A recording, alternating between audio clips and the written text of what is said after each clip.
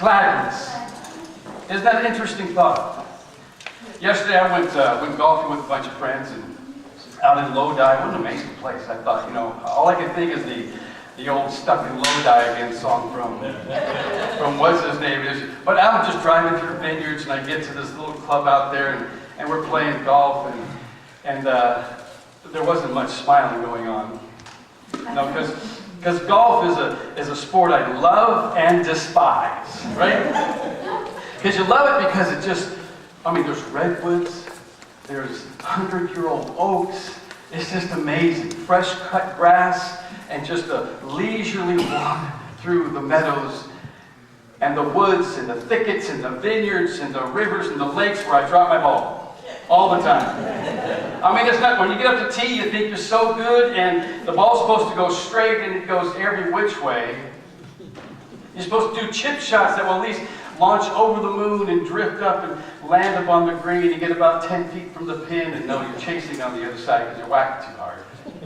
And your putt shots are just gentle, leisurely shots, just tap them, and they barely go 3 feet, and there wasn't much joy yesterday for me. In fact, one of the players says, "Why don't you smile?" And I can't smile because, you're intense and you're in competition with yourself, not with anybody else, just yourself. And you know how to golf. You know how to act like a pendulum, and let your hips down move. Everything else up above can move. But it just doesn't work. You seem to sway like a river or the ocean and just frustrating.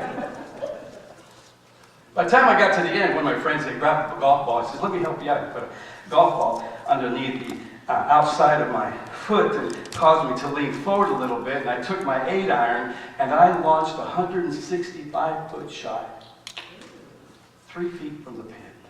Wow. Yeah. Oh, I love this game. Sometimes our life is like that. God has promised us joy in Him, but we go through life and we don't have all that much joy. We don't get to smile a lot, but life is like golf where you're frustrated. You know how to live it, you know what's right and wrong, but just day by day, just things seem to get fouled up and there's no smile. But God comes in, He says, "Here, try this." And He puts a golf ball on the outside of our foot and says, "Life's a little bit more like this. Just tilt over a little bit and now swing away." And you swing and it's like, oh, it really does work. I love life in Christ. This morning I want to talk about joy in the Lord. And it's not an offering to give to you that you may experience, but truly is a command for you to rejoice in the Lord. In fact, I did a little survey. I went to and just did a little perusing through the scriptures. And what was funny is I took the word rejoice. And if you know the book of Philippians, Philippians is the book of joy. Constantly he is going through asking us and telling us how his joy is complete. He wants to make our joy complete and have this joy in you and rejoice in the Lord always. So I just took the word rejoice and I captured it in 6 verses, just the way they came out. I just did a little Bible gateway and looked for rejoice, and I saw Philippians, and there were 6 verses, and I just stopped and glanced at the verses. Listen to them. What is the result? Only that in every way, whether in pretense or in truth, Christ is being proclaimed, and in this I rejoice. Yes, I will say it again, I continue to rejoice. Now he's giving us a disclosure that he's battling with preachers who are preaching for money or preaching for false pretense, and other preachers who are truly preaching the gospel of Christ. But yet he says to both of them, I'm not complaining, neither grumbling, I am rejoicing that the gospel of Christ is being preached. Why? But even if I'm being poured out like a drink offering on the sacrifice of the service of your faith, I am glad and rejoice together with all of you. Paul, he's in prison here when he writes to the Philippians. He's not having a happy day. It's just not the greatest time in his life. But even while he's there, incarcerated, he is filled with joy because something has happened into the lives of other people. In the same way, you also should be glad and rejoice with me together. Therefore, I am more eager to send him so that when you see him again, you can rejoice and be free. Listen to this. Rejoice and be free from anxiety. I thought, really, is there a correlation to having joy in Christ and the freedom from the pain of this world? Is there somewhat a connection between rejoicing in God and being free from anxiety? I know I'm always full of anxiety, not full of joy. Finally, my brothers and sisters, rejoice in the Lord always. And I write this and say it again in no trouble to me. It is a safeguard to you. Rejoicing in the Lord is a safeguard to you. Interesting thought. And finally he says, rejoice in the Lord always. And again I say, rejoice. There is something theological about us rejoicing in Christ.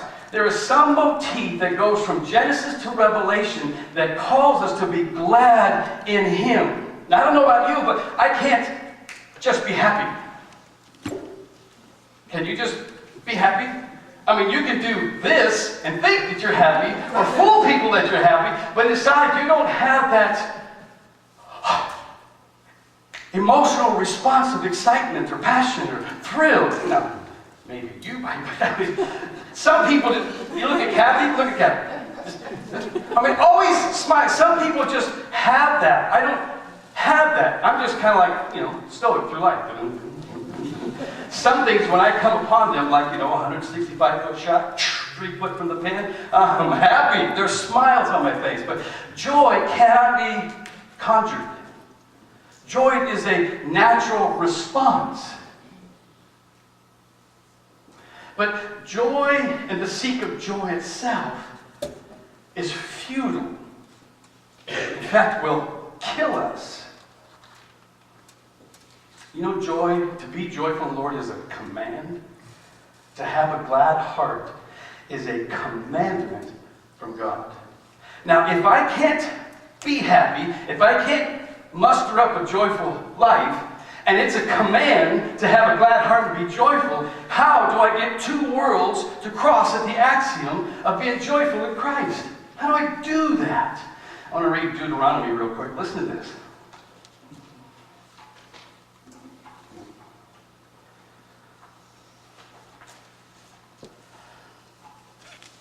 This is pretty hard. Just hold on to this for a second. You will take much seed to the field, but gather very little harvest, because locusts will consume it. You will plant vineyards and cultivate them, but you will not drink from the wine nor gather the grapes, because worms will eat them. You will have olive trees throughout the territory, but you will not anoint yourself with olive oil, because the olives will drop off the tree while still unripe. You will bear sons and daughters, but will not keep them, because they will be taken into captivity. Worrying locusts will take over every tree and produce of your soil. The foreigners who reside among you will become higher and higher over you, and you will become lower and lower. You will lend, but you will not be able to lend, or will not lend to them. They will become the head, and you will become the tail.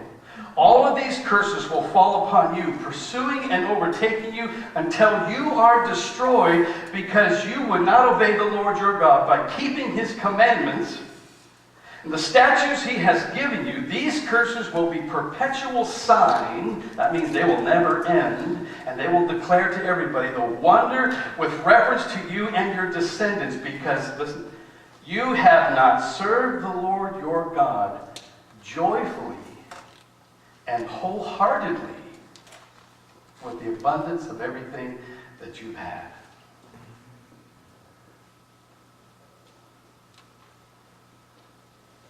There's a seriousness about a joy in the Lord. There is a seriousness about a glad heart.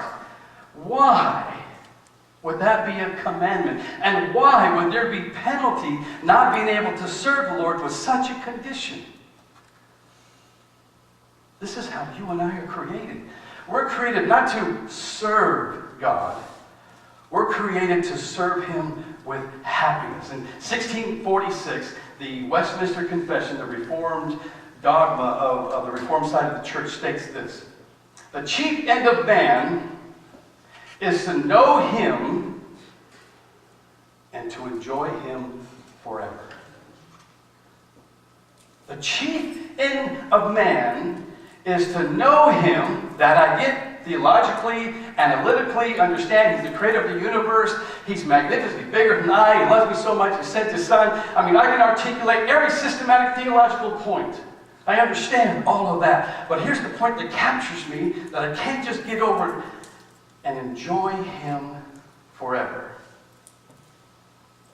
Even Paul says in 2 Corinthians, we almost went there last week, went there a couple weeks ago. He says it's in sorrow, yet ever rejoicing. Remember what James says? To count it all blessing, joy, when you go into hard times. Who of us ever does that? But it's a command.